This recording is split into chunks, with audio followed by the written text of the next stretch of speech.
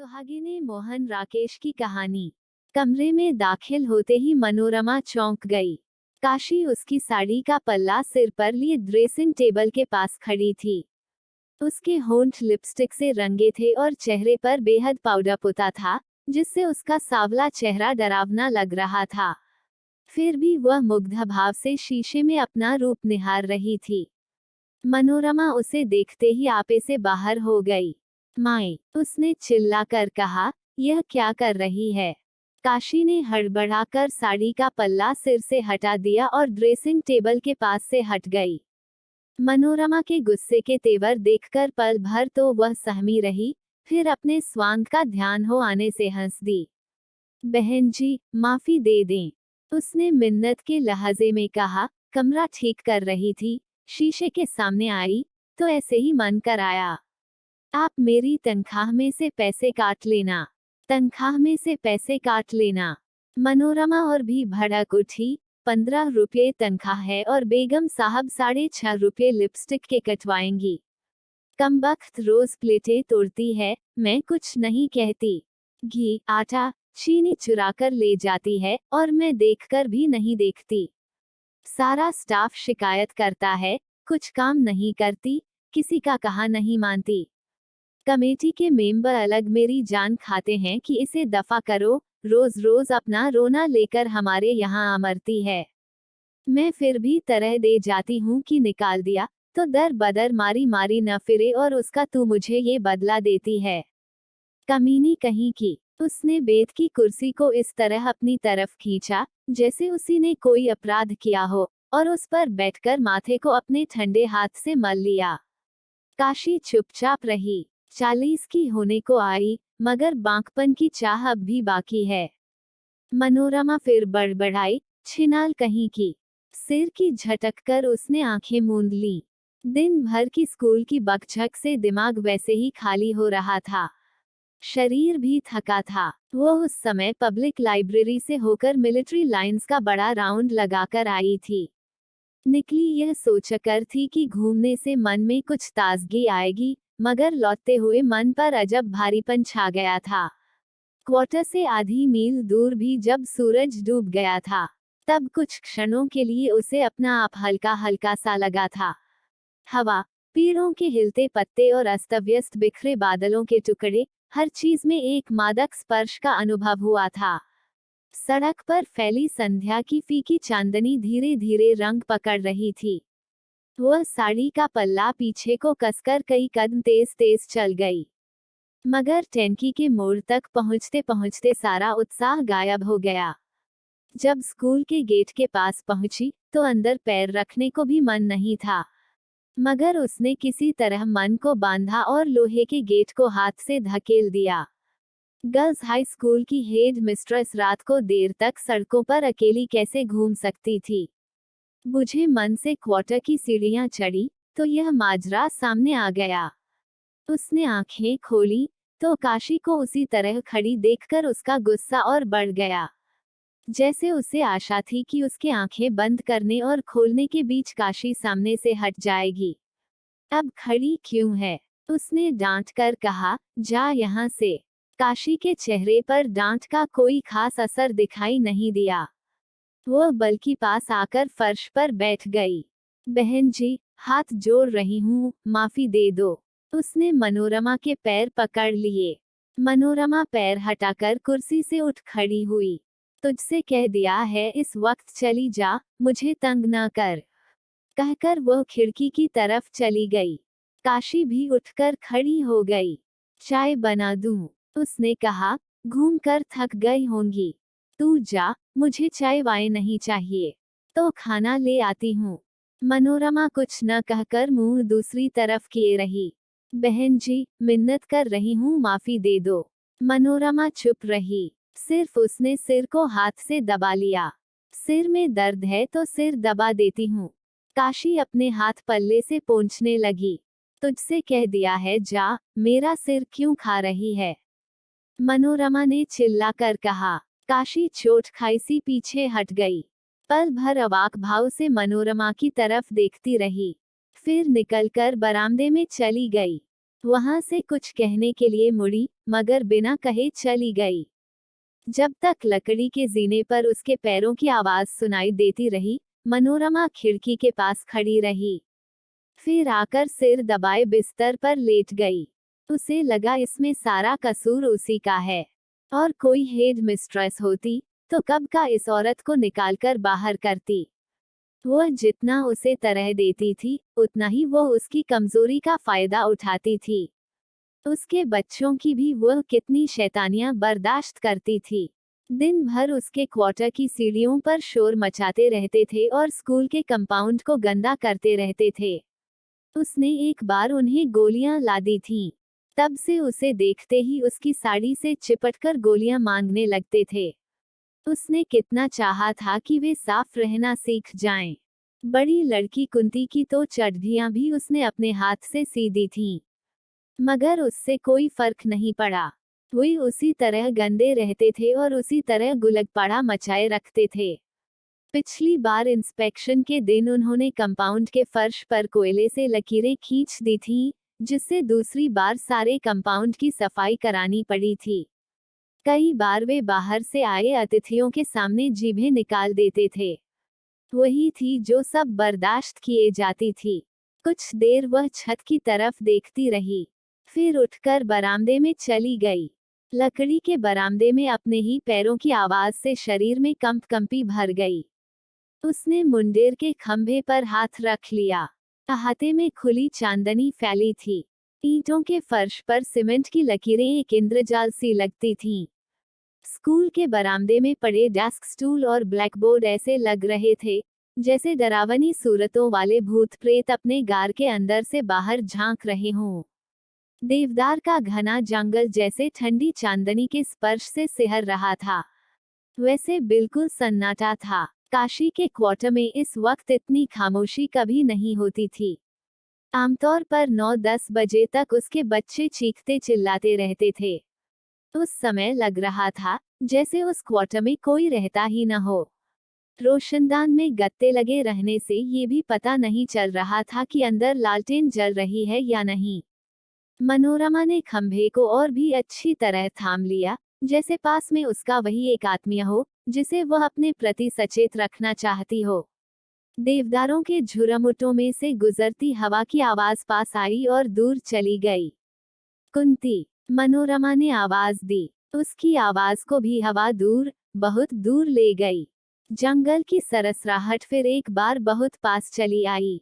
काशी के क्वार्टर का दरवाजा खुला और कुंती अपने में सिमटती सी बाहर निकली। मनोरमा ने सिर के इशारे से उसे ऊपर आने को कहा। कुंती ने एक बार अपने क्वार्टर की तरफ देखा और भी सिमटती हुई ऊपर चली आई। तेरी माँ क्या कर रही है? मनोरमा ने कोशिश की कि उसकी आवाज रूखी न लगे। कुछ भी नहीं, कुंती ने सिर हिलाकर कहा। कुछ तो कर रही होगी। रो रही है। क्यों? रो क्यों रही है? कुंती चुप रही। मनोरमा भी चुप रहकर नीचे देखने लगी। होगा, आखिरी बस 9 बजे पहुंच जाती है। काशी चली गई तो भी मनोरमा खंभे का सहारा लिए काफी देर खड़ी रही। हवा तेज हो गई थी। उसे अपने मन में बेचैनी महसूस होने लगी। उसे वे दिन याद आए जब ब्याह के बाद वह और सुशील साथ साथ पहाड़ों पर घूमा करते थे। उन दिनों लगता था कि उस रोमांच के सामने दुनिया की हर चीज हेय है। सुशील उसका हाथ भी छू लेता तो शरीर में एक ज्वार उठाता था और रोया रोया उस ज्वार में बह चलता था। देवदार के जंगल की सारी सरसराहट जैसे शरीर में भर जाती थी। अपने को उसके शरीर में खो देने के बाद जब सुशील उससे दूर हटने लगता तो यह उसे और भी पास कर लेना चाहती थी। वह कल्पना में अपने को एक छोटे से बच्चे को अपने में लिए हुए देखती और पुलकित हो उठती। उसे आश्चर्य होता कि क्या सचमुच एक हिलती डुलती काया उसके शरीर के अंदर से जन्म ले सकती है। कितनी बार वह सुशील से कहती थी कि वह आश्चर्य को अपने अंदर अनुभव करके देखना चाहती है, मगर सुशील इसके हक में नहीं था। वह नहीं चाहता था कि अभी कुछ साल वे एक बच्चे को घर में आने दें। उससे एक तो उसका फिगर खराब होने का डर था, फिर उसकी नौकरी का भी सवाल था। सुशील नहीं चाहता था कि वह नौकरी छोड़कर बस घर गृहस्थी के लायक ही हो रहे। साल 6 महीने में सुशील को अपनी बहन उम्मी का ब्याह करना था। उसके 2 छोटे भाई कॉलेज में पढ़ रहे थे। उन दिनों उनके लिए एक एक पैसे की अपनी कीमत थी। वो कम से कम 4-5 साल एहतियात से चलना चाहता था। हजार चाहने पर भी वह सुशील के सामने हठ नहीं कर सकी थी। मगर जब भी सुशील के हाथ उसके शरीर को सहला रहे होते, तो एक अज्ञात शिशु उसकी बाहों में आने के लिए मचलने लगता। वो जैसे उसकी किलकारियां सुनती और उसके कोमल शरीर के स्पर्श का अनुभव करती। ऐसे क्षणों में कई बार सुशील का चेहरा उसके लिए बच्चे का चेहरा बन जाता और वो उसे अच्छी तरह अपने साथ सटा लेती। उसका मन होता कि उसे थपथपाए और लोरियां दे। सुशील की ठी आए इस बार बहुत दिन हो गए थे।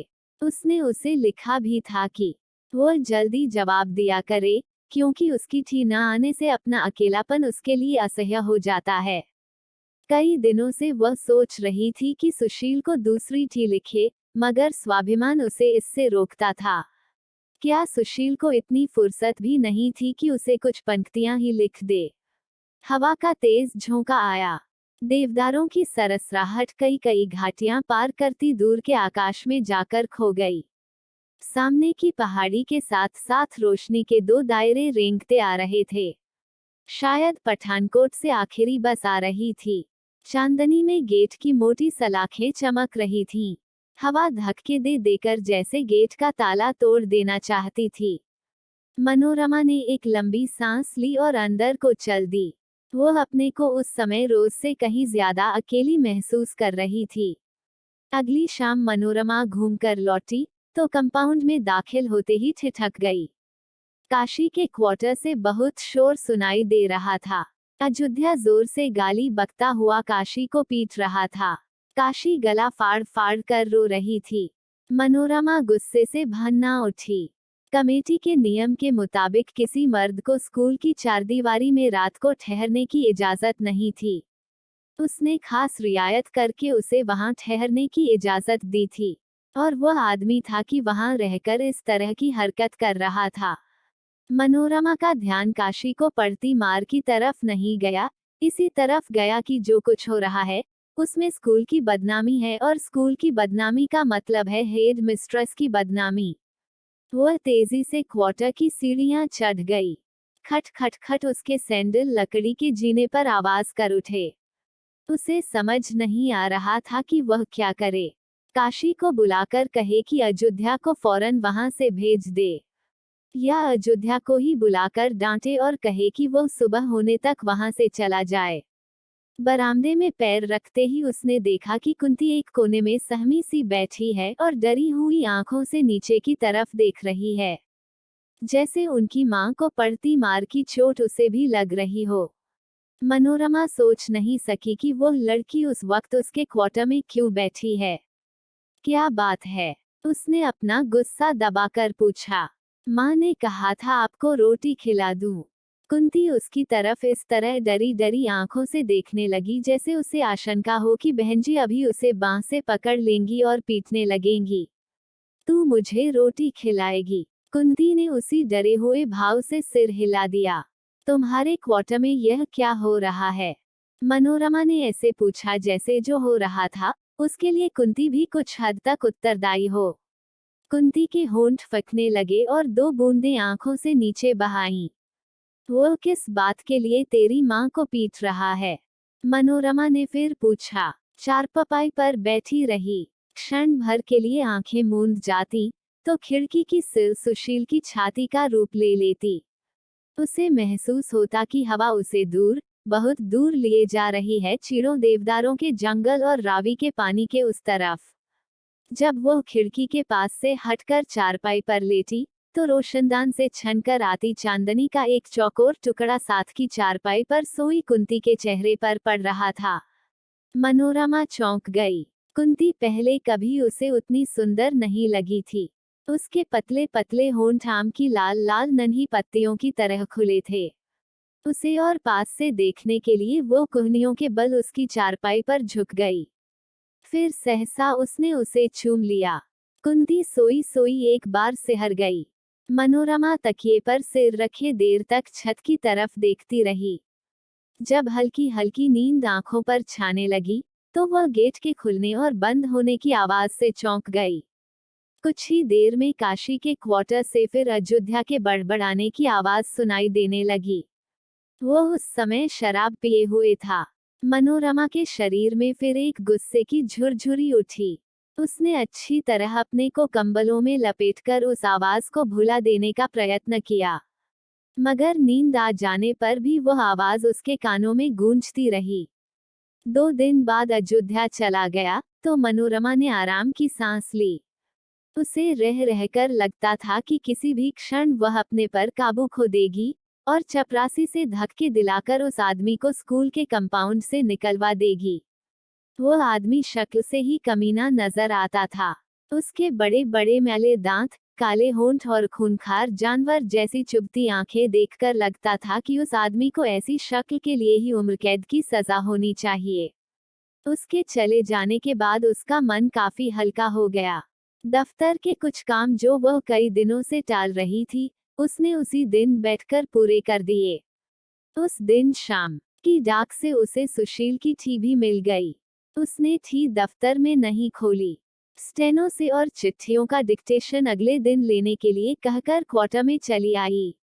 चारपाई पर बैठकर उसने पेपर नाइफ से धीरे धीरे लिफाफा खोला, जैसे उसे चोट न पहुंचाना चाहती हो।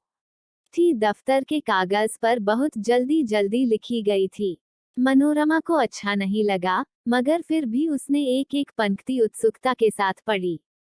सुशील ने लिखा था कि जल्दी ही एक जगह उम्मी की सगाई तय हो रही है।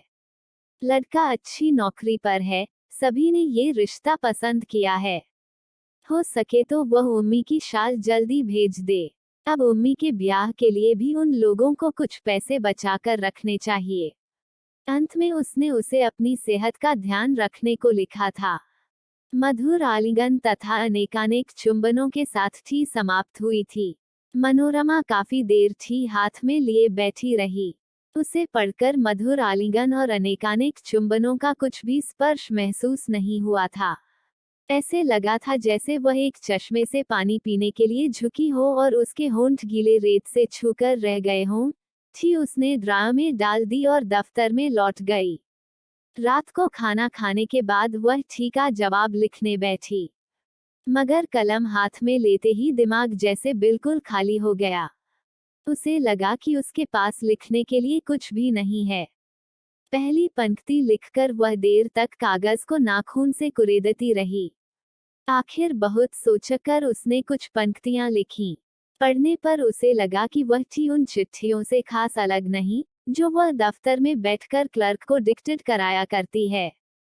ठी में बात इतनी ही थी कि उसे इस बात का अफसोस है कि वह शाल और कोट का कपड़ा अभी नहीं भेज पाई। जल्दी ही वह ये दोनों चीजें भेज देगी, और अंत में उसकी तरफ से भी मधुर आलिंगन और अनेकानेक चुंबन। रात को वह देर तक सोचती रही कि कौन कौन सा खर्च कम करके वह 40-50 रुपया महीना और बचा सकती है।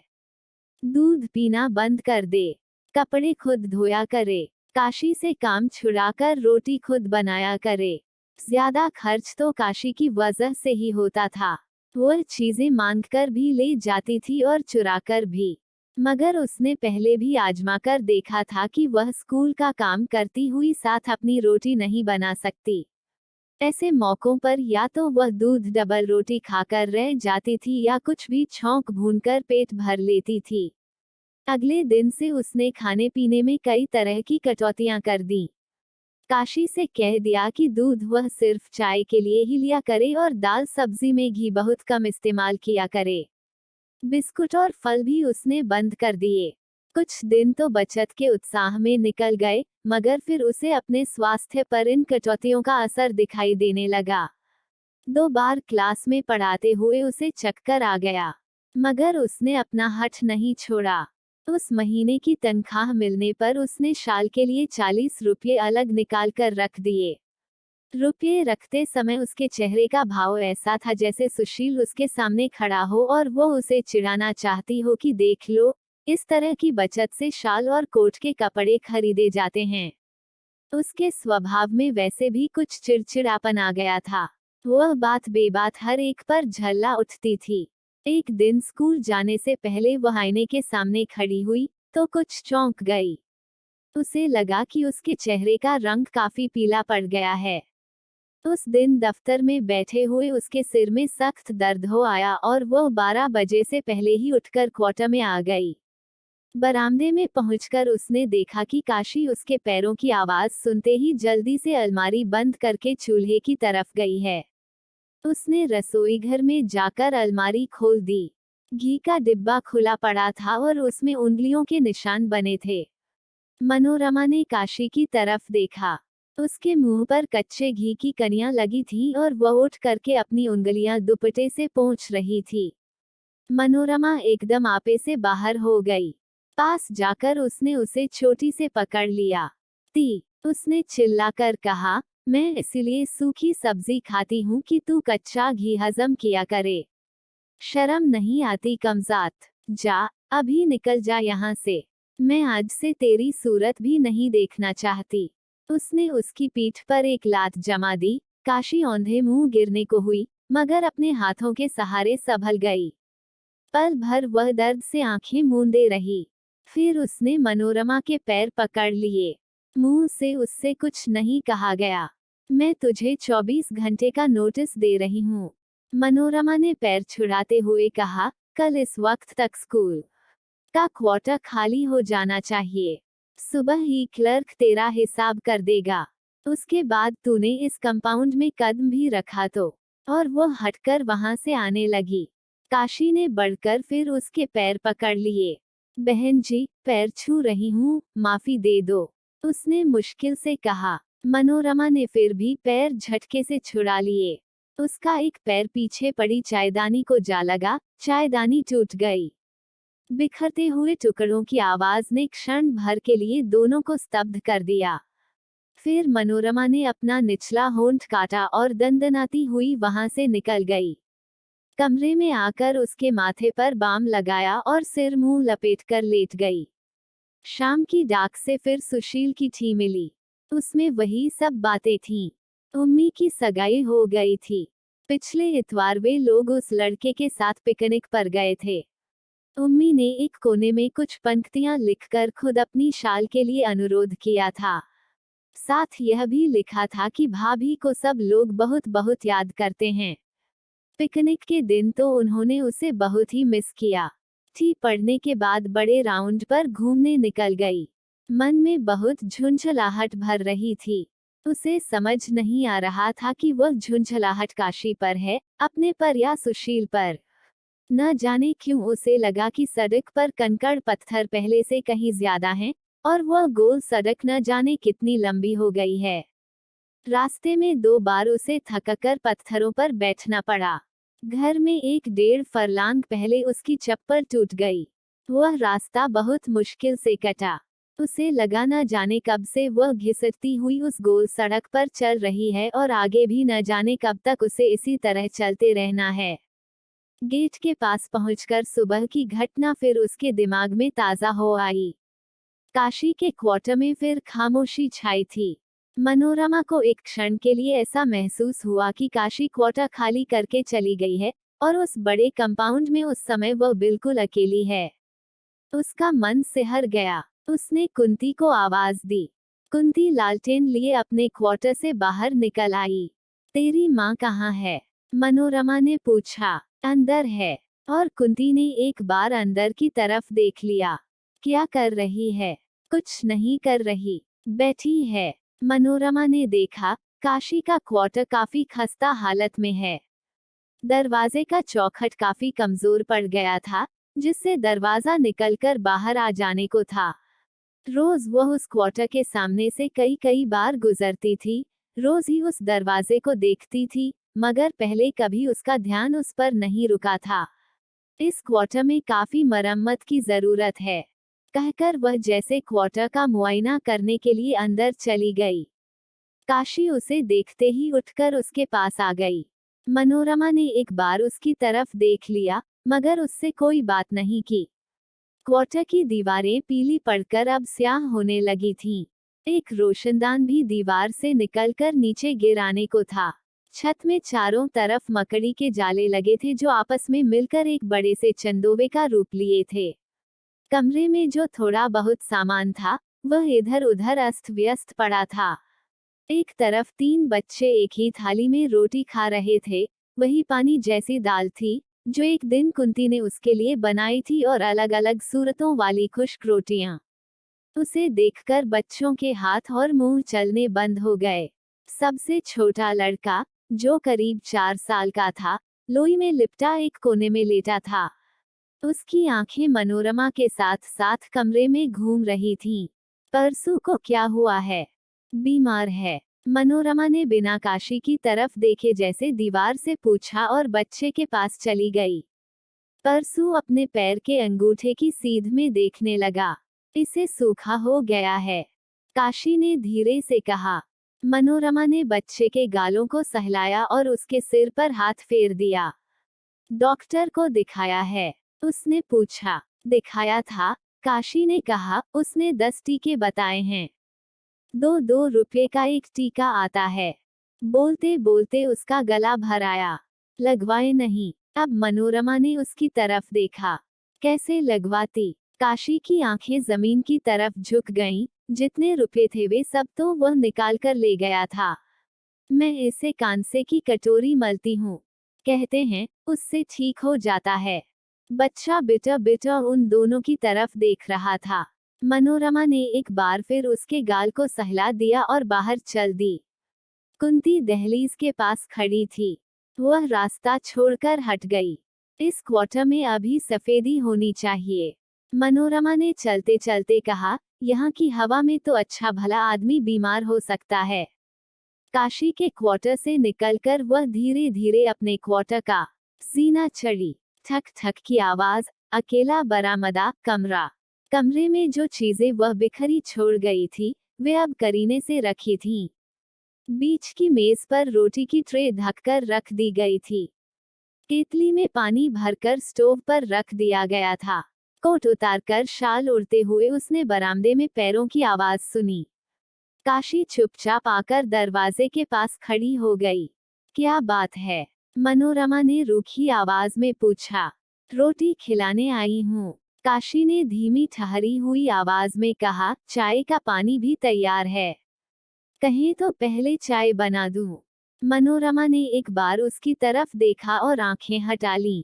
काशी ने कमरे में आकर प्लग का बटन दबा दिया। पानी आवाज करने लगा। मनोरमा एक किताब लेकर बैठ गई। थोड़ी देर में काशी चाय का प्याला बनाकर उसके पास ले आई। मनोरमा ने किताब बंद कर दी और हाथ बढ़ाकर प्याली ले ली। काशी के होठों पर सूखी सी मुस्कुराहट आ गई। बहन जी, कभी नौकर से गलती हो जाए तो इतना गुस्सा नहीं करते, उसने कहा। रहने दे ये सब बातें, मनोरमा ने झिड़क कर कहा। आदमी से एक बार बात कही जाए तो उसे लग जाती है, मगर तेरे जैसे लोग भी हैं जिन्हें बात कभी छूती ही नहीं। बच्चे सूखी दाल रोटी खाकर रहते हैं और माँ को खाने को कच्चा घी चाहिए। ऐसी माँ किसी ने नहीं देखी होगी। काशी का चेहरा ऐसे हो गया जैसे किसी ने उसे अंदर से चीर दिया हो। उसकी आंखों में आंसू भर आए। बहन जी, इन बच्चों को पालना न होता तो मैं आज आपको जीती नजर न आती, उसने कहा। एक अभागा भूखे पेट से जन्मा था, वह सूखे से पड़ा है। अब दूसरा भी उसी तरह आएगा तो उसे जाने क्या रोग लगेगा। मनोरमा को जैसे किसी ने ऊंचे से धकेल दिया। चाय के घूंट भरते हुए भी उसके शरीर में कई ठंडी सिहरनें भर गईं। वो पल भर चुप रहकर काशी की तरफ देखती रही। तेरे पैर फिर भारी हैं, उसने ऐसे पूछा जैसे उसे इस पर विश्वास ही न आ रहा हो। काशी के चेहरे पर जो भाव आया उसमें नई ब्याहता का सा संकोच भी था और एक हताश झुंझलाहट भी। उसने सिर हिलाया और एक ठंडी सांस लेकर दरवाजे की तरफ देखने लगी। मनोरमा को पल भर के लिए लगा कि अयोध्या उसके सामने खड़ा मुस्करा रहा है। उसने चाय की प्याली पीकर रख दी। काशी प्याली उठाकर बाहर ले गई। मनोरमा को लगा कि उसकी बाहें ठंडी होती जा रही हैं। उसने शाल को पूरा खोलकर अच्छी तरह लपेट लिया। काशी बाहर से लौट आई। रोटी कब खाएंगी? उसने पूछा, मगर मनोरमा ने जवाब देने की जगह उससे पूछ लिया, डॉक्टर ने कहा था कि 10 टीके लगवाने से बच्चा ठीक हो जाएगा। काशी ने खामोश रहकर सिर हिलाया और दूसरी तरफ देखने लगी। मैं तुझे 20 रुपये दे रही हूँ, मनोरमा ने कुर्सी से उठते हुए कहा, कल जाकर टीके ले आना। उसने ट्रंक से अपना बटुआ निकाला और 20 रुपये निकालकर मेज पर रख दिए। उसे आश्चर्य हो रहा था कि उसकी बाहें इस कदर ठंडी क्यों हो गई हैं।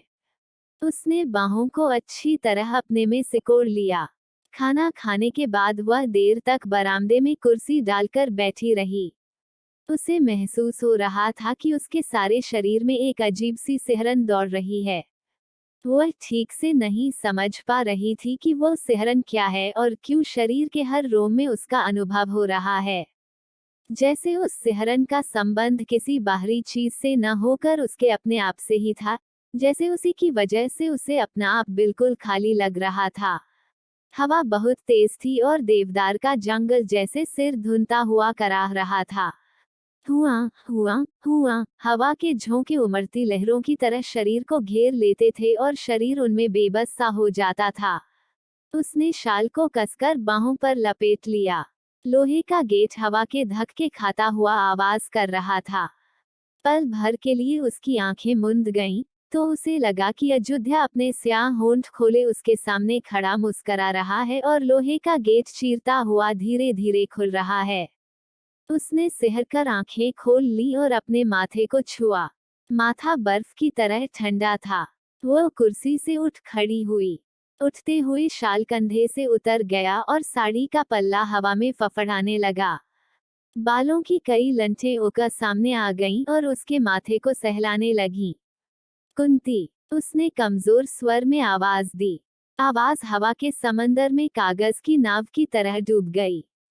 कुंती, उसने फिर आवाज दी। इस बार काशी अपने क्वार्टर से बाहर निकल आई।